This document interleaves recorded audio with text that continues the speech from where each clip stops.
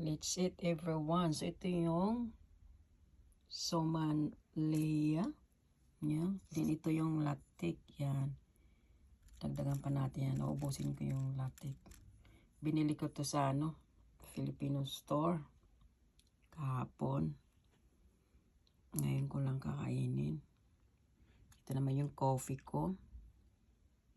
3 in 1. Then, ito ay Obi Halaya. Yan, Obi Halaya. Yan siya. Yan.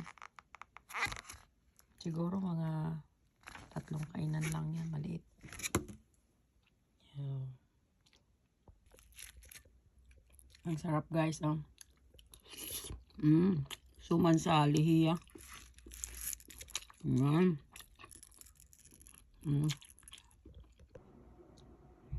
Ito yung Obi Halaya. Yan. So, mayroon siyang latex sa ibabaw. Toppings. Galing to sa Philippine Bread House.